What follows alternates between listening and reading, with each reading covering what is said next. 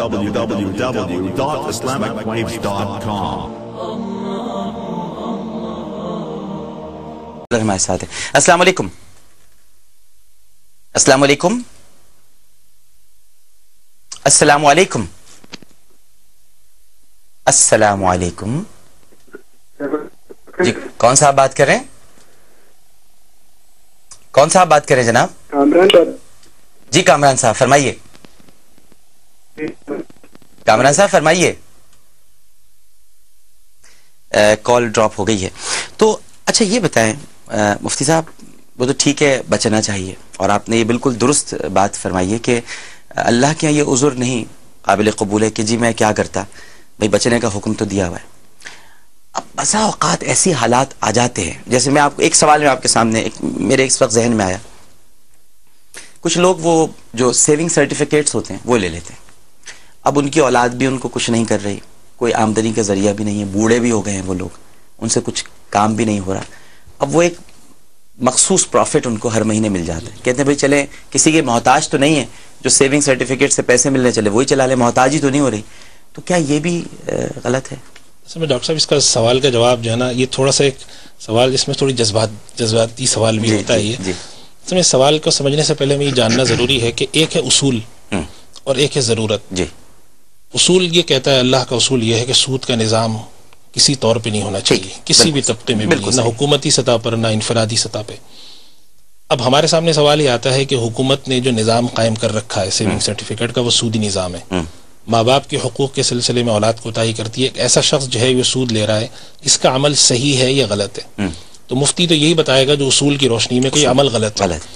اللہ اس کے ساتھ کیا معاملہ کرتا ہے؟ اللہ تعالیٰ نے وہی بات جو عرض کی کہ اللہ تعالیٰ اس کے ساتھ کیا معاملہ کرے گا کہ یہ مجبور تھا یا نہیں تھا، یہ اللہ کے پاس ہے. ہمارے پاس جب سوال آئے گا تو ہم اس عمل کو جائز نہیں قرار دے سکتے. اس کی ایک وجہ یہ ہے کہ آج ہم اس عمل کو جائز کرتے ہیں، کل ایک اور مجبوری آتی ہے اس کو جائز کرتے ہیں. اور اسلام تا قیامت ہے. 500 سال بعد جو ہمارے سامنے تصویر رہے گی اسلام کی، وہ بالکل ہی ڈسٹارٹڈ رہ جائے گی، جو مختلف ضرورتوں کی وجہ سے تراشا گیا ہو. اس وجہ سے ہمارا موقف یہ ہوتا ہے کہ یہ عمل ہے ناجائز، حرام، اور حکومت کو چاہیے کہ اس نظام کو بدلے، اور عوام حکومت سے تقاضا کریں کہ بھئی ہمیں اس طرح کا نظام قبول نہیں ہے. ہم جیسے لوگوں کے لیے جب آپ نے ایک سیونگ سرٹیفکیٹ کا سلسلہ بنایا ہے، ہم لوگ اپنے پیسہ لگاتے ہیں، تو اس کی کوئی متبادل شکل پیش کی جائے، اور اس دوران وہ اپنی کوشش کو جاری رکھیں. اس دوران اگر وہ کوئی چیز ایسی کھاتے ہیں، شرعی نقطہ نظر سے فتویٰ یہی ہے کہ وہ غلط ہے. اچھا، امریکہ اور برطانیہ میں بھی یہ پروگرام دیکھا جا رہا ہے، میں اس حوالے سے بھی ایک سوال کروں گا. السلام علیکم. السلام علیکم. جی وعلیکم السلام جناب. ہلو جی السلام علیکم. وعلیکم السلام جناب. الحمدللہ جناب. کون صاحب بات کر رہے ہیں؟ میں سرور جی سرور خان بول رہا ہوں پشاور. جی سرور خان صاحب فرمائیے. سرور خان صاحب جی فرمائیے. سرور خان صاحب. ڈاکٹر صاحب میرا مفتی صاحب سے یہ سوال ہے. میرا 2 ماہ ہے جی، اور 2 ماہوں کو مطلب یا خرچہ دینا یا 2 ماہ ایک جیسے خیال رکھنا، دونوں میں کچھ اللہ پاک کی طرف سے جو اثر مل جاتا ہے ایک جیسے مل جاتا ہے یا نہیں؟ میں اپنے جو میرے ماں ہیں اس کے میں زیادہ رکھ لوں، دوسرے ماہ کے تھوڑا کم رکھ لوں، تو اس میں کوئی گناہ تو مجھے نہیں مل جاتا ہے. اچھا، اور والد حیات ہیں آپ کے؟ جی جی. والد حیات ہے نا؟ ہلو جی والد آپ کے حیات ہے نا؟ نہیں جی، وہ فوت ہو گئے. وہ فوت ہو گئے. اچھا، اب آپ اپنی دونوں امیوں کا خیال رکھ رہے ہیں. جی بالکل ٹھیک. ہاں جی، میں دونوں ماؤں کا خیال رکھتا ہوں. مجھے ابھی یہ معلومات ہونا چاہیے مفتی صاحب سے کہ مطلب دونوں ماؤں کے میں ایک جیسے خیال رکھ لوں یا اپنی ماں کی ذرا زیادہ خیال رکھ لوں تو کوئی گناہ تو نہیں ملے. ٹھیک سرور صاحب، بالکل ٹھیک ہے. آپ کے جواب کی طرف بھی آتے. میں یہ آپ سے پوچھنا چاہ رہا تھا مفتی صاحب کہ جیسے امریکہ برطانیہ میں، اب وہاں تو آپ کو پتہ ہے پورا نظامی سودی ہے.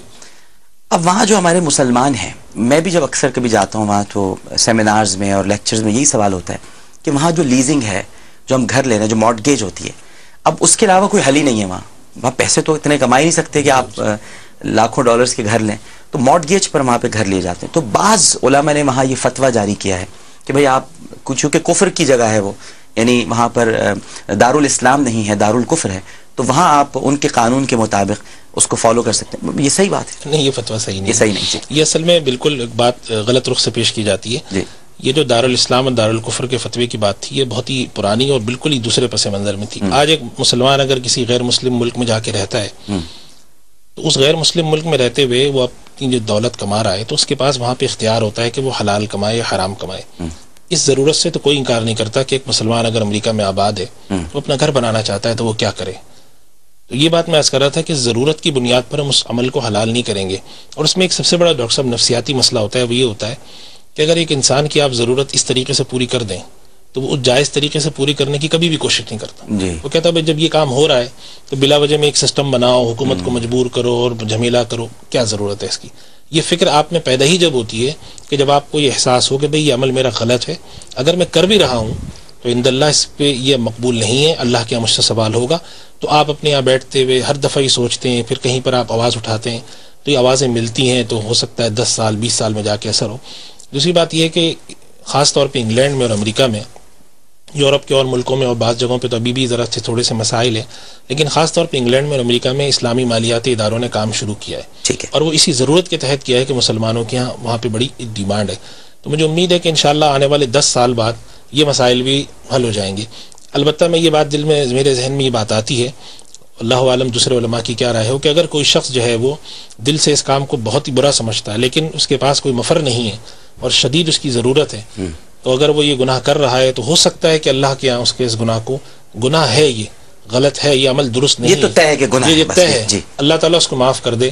یہ اللہ یہ امید رکھنی چاہیے. ٹھیک, بالکل صحیح ہے.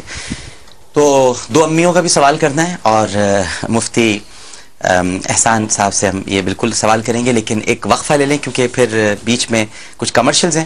اس کے بعد ان سے یہ گفتگو کرنے کے بعد ہمارے ہاں مفتی زبیر صاحب بھی تشریف لائے ہوئے ہیں, علامہ شبیر احمد اظہری صاحب بھی ہیں, پھر علماء کا ایک اور پینل آ جائے گا. یہ محفل تو یوں ہی سجتی رہے گی. سرکار دو عالم صلی اللہ علیہ وآلہ وسلم کی شریعت کے گلدستے کے یہ سب پھول ہیں جو مہک رہے ہیں اور ماشاءاللہ ان کی خوشبو ہم سب محسوس کر رہے ہیں. تو ایک چھوٹا سا وقفہ لیتے ہیں. السلام